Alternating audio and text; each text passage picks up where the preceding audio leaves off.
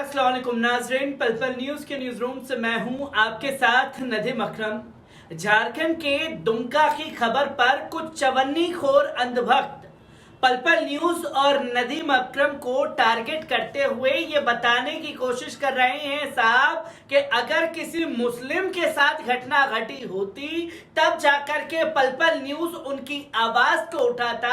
यहाँ एक हिंदू बेटी के साथ में ये घटना घटी है जिसके बारे में पल पल न्यूज बात नहीं करना चाहता, और वही लोग सवाल दाग रहे हैं जो कल तक बिल्किस बानो के आरोपियों का स्वागत तिलक लगा करके कर रहे थे, और वही लोग पल पल न्यूज से सवाल दाग रहे हैं जो कल तक उन्नाव की पीड़िता के समर्थन को छोड़िए साहब, आरोपी के समर्थन में तिरंगा रैली निकाल रहे थे, जिसकी तस्वीरें लगातार सामने आई, जहां इन लोगों के लिए आरोपी का धर्म देख करके आई स्टैंड विद लगाना शुरू कर देते हैं, तो वहीं आरोपी अगर इनके समुदाय से निकले तो खामोशी इख्तियार कर ली जाती है। उस आरोपी के समर्थन में तिरंगा रैली निकाली जाती है। पर शाहरुख की इस हरकत को लेकर के कोई भी मुसलमान उसका सपोर्ट करता हुआ दिखाई नहीं दिया। हर किसी ने यही कहा कि शाहरुख ने जिस घटना को अंजाम दिया है उसे कानून के दायरे में रह करके कड़ी से कड़ी सजा दी जानी चाहिए। अब यहाँ धर्म का चश्मा ओढ़ करके शाहरुख मुस्लिम समुदाय से है तो गोदी मीडिया भी बिलबिला रहा है, अंधभक्त भी बिलबिला रहे हैं और ये सवाल कर रहे हैं कि साहब पल पल न्यूज को देखिए, इस घटना पर पूरी तरीके से खामोश है। किस तरीके से झारखंड के दुमका में बवाल मचा हुआ है, जहां देखते ही देखते धारा 144 लागू करनी पड़ गई है। किस तरीके से मामला गरमाया हुआ है, एक बार इस पूरी रिपोर्ट पर नजर डाल लेते हैं। झारखंड के दुमका में अंकिता का सोमवार सुबह अंतिम संस्कार कर दिया गया। उसके दादा ने उसे मुखाग्नि दी। कड़ी सुरक्षा में उसकी अंतिम यात्रा निकाली गई। रविवार की सुबह जब उसकी मौत की खबर आई तो दुमका में तनाव की स्थिति बन गई।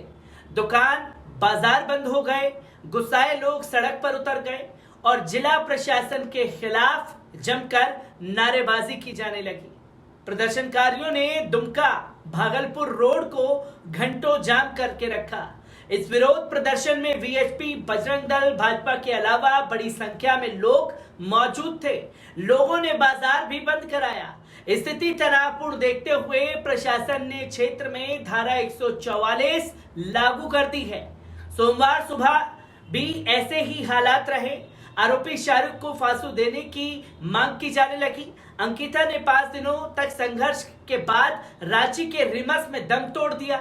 उसने शनिवार की देर रात अंतिम सांस ली। अंतिम यात्रा सोमवार सुबह जरियोडी स्थित अंकिता के घर से निकली। आखिरी सफर में हजारों की संख्या में लोग शामिल हुए। जिले के डिप्टी डेवलपमेंट कमिश्नर कर्ण सत्यार्थी, महेश्वर महतो पूरे समय नजर बनाए रखे थे, कोई अप्रिय घटना ना हो। इसके लिए सैकड़ों की संख्या में महिला और पुलिस बल तैनात किए गए हैं। घटना के विरोध में विभिन्न सामाजिक संगठनों ने दुमका बंद बुलाया है। 23 अगस्त को अंकिता दुमका के जरूवडी मोहल्ले में अपने घर में सोई हुई थी। तभी लगभग 5 बजे पड़ोस के शाहरुख हुसैन ने खिड़की से पेट्रोल डालकर आग लगा दी। परिजन उसे दुमका के फूलो झानो मेडिकल कॉलेज अस्पताल ले गए। प्राथमिक इलाज के बाद रिम्स रेफर कर दिया गया। पुलिस कस्टडी में आरोपी हंसता हुआ दिखाई दिया। उसे अपने किए पर कोई पछतावा नहीं है। पुलिस जब आरोपी को गिरफ्तार कर ले जा रही थी तो वो हंसता हुआ दिखाई दिया। उसकी बॉडी लैंग्वेज से भी ऐसा नहीं लग रहा था कि उसे किसी तरह का अफसोस है। शाहरुख अंकिता को 2 साल से परेशान कर रहा था। अंकिता ने इसकी शिकायत अपने पिता से भी की थी, लेकिन समाज में बदनामी के डर से उन्होंने आगे कदम नहीं उठाया।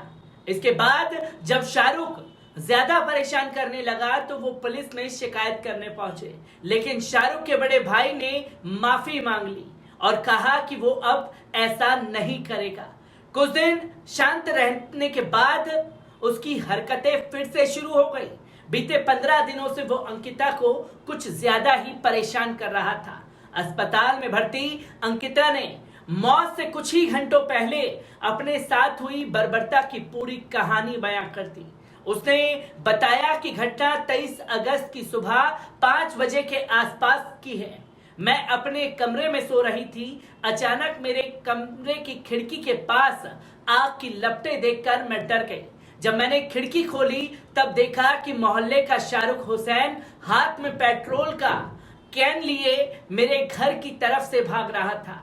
तब तक आग मेरे शरीर में भी लग चुकी थी और मुझे काफी जलन सी महसूस हो रही थी। अंकिता ने बताया, मैं सिर्फ यही देख पाई कि ब्लू टी शर्ट पहने हाथ में पेट्रोल की कैन लिए शाहरुख भाग रहा था। ये वही शाहरुख था जो पिछले 10-15 दिन से मुझे परेशान कर रहा था। मोहल्ले में उसे आवारा किस्म के लड़के के रूप में सब जानते थे। उसका काम सिर्फ लड़कियों को परेशान करना और उन्हें अपने झांसे में लेकर इधर उधर घुमाना था। अंकिता ने मौत से पहले के अपने बयान में कहा कि पिछले 10-15 दिन से वे मेरा पीछा कर रहा था। जब भी मैं स्कूल या ट्यूशन के लिए जाती वे मेरा पीछा करता था। हालांकि मैंने कभी उसकी हरकतों को सीरियसली नहीं लिया, लेकिन उसने कहीं से मेरे मोबाइल का नंबर जुगाड़ लिया था। उसके बाद अक्सर मुझे फोन करके मुझसे दोस्ती करने का दबाव बनाने लगा। अंकिता के मुताबिक शाहरुख ने धमकी भी दी थी कि अगर मैं उसकी बात नहीं मानूंगी तो वे मुझे मेरे परिवार वालों को मार देगा। मुझे उसकी हरकतों का अंदेशा तो था, लेकिन ये नहीं समझ पाई कि मेरे साथ ऐसा होगा। 22 अगस्त की रात उसने मुझे धमकी दी थी कि अगर मैं उसकी बात नहीं मानूंगी तो वो मुझे मारेगा। मैंने पापा को ये बात बताई तो उन्होंने कहा कि सुबह होने के बाद इस मामले का हल निकाला जाएगा। कोई इस समस्या का हल निकाल पाता। 23 अगस्त की सुबह शाहरुख ने पेट्रोल छिड़ककर मुझे जला डाला, जो कि आखिरी बयान अंकिता ने खुद पुलिस प्रशासन को दर्ज कराए। पर यहां शाहरुख की इस हरकत को लेकर के जिस तरीके से हिंदूवादी संगठन फांसी की मांग कर रहा है, जहां विश्व हिंदू परिषद निकल आया है, बजरंग दल निकल आया है, भारतीय जनता पार्टी की तो आदत सी हो चुकी है कि कोई मुस्लिम एंगल निकले तो वो सड़कों पर बवाल करने के लिए उतरे। पर यहां बजरंग दल, विश्व हिंदू परिषद, भारतीय जनता पार्टी जो सड़कों पर बवाल काट रही है, उनसे सिर्फ एक ही सवाल कि कब तक आरोपियों को धर्म के आधार पर देख करके उनके खिलाफ कार्रवाई की मांग की जाने लगेगी।